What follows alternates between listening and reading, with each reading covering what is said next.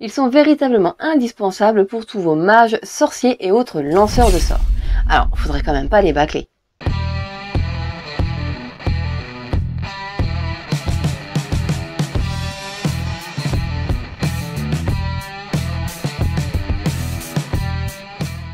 Bonjour à tous, j'espère que vous allez bien. On se retrouve aujourd'hui pour un petit tuto sur la peinture des parchemins et des vieux grimoires. Alors autant j'aime la peinture et le modélisme, autant les livres et les vieux livres en particulier, c'est vraiment quelque chose que j'adore. Avec leurs pages jaunies, les bords de pages brunis, je trouve ça magnifique et j'ai donc eu envie de vous proposer ce tuto pour pouvoir faire vous aussi vos propres parchemins usés, vieillis, pour tous vos sorciers et porteurs de grimoires. Allez, c'est parti! Pour commencer, je vais tout simplement venir appliquer sur mon parchemin une couche assez uniforme d'un beige assez chaud. Alors là, c'est une peinture contraste que j'ai diluée pour l'éclaircir un petit peu, mais si vous n'avez pas la contraste, vous pouvez y aller avec un beige clair aussi, il n'y aura pas de souci. Il faut juste qu'il soit relativement chaud. Donc si vous n'en avez pas, ajoutez peut-être une petite pointe de rouge à l'intérieur pour lui donner un petit peu de peps.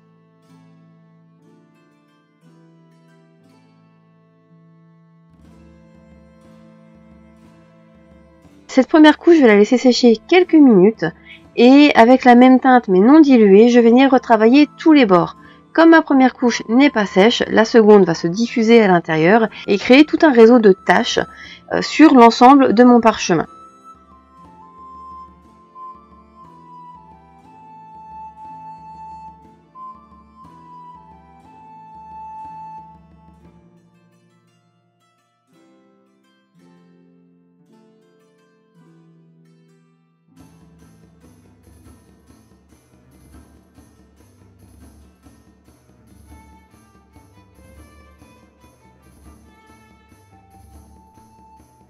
Donc là, je suis sur un énorme parchemin, mais on peut faire exactement de la même manière sur un grimoire ou sur des seaux de pureté pour nos espèces marines.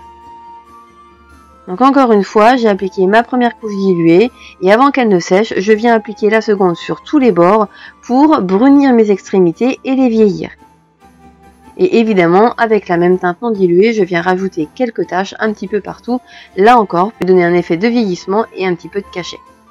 Une fois que tout sera sec, avec une teinte plus claire, je vais venir redéfinir toutes mes arêtes, histoire de leur donner là de la lumière et un petit côté usé. Donc c'est pour ça que je n'hésite pas à venir l'appliquer par petits points et pas par ligne uniforme sur toute la surface.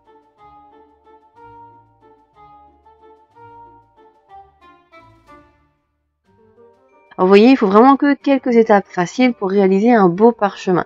Maintenant, on va l'agrémenter un petit peu et lui donner un petit peu de cachet.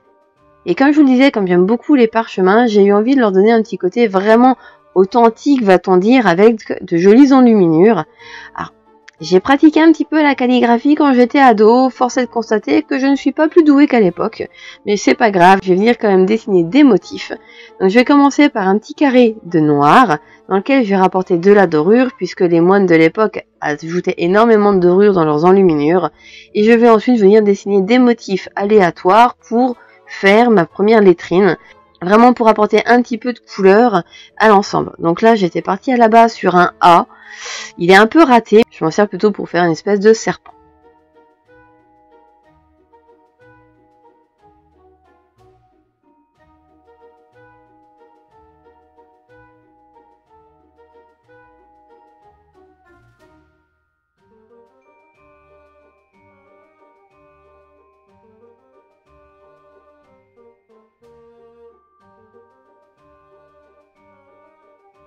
Et ensuite, avec un pinceau à pointe vraiment très fine, là en l'occurrence c'est mon 000 série M de chez Artis Opus.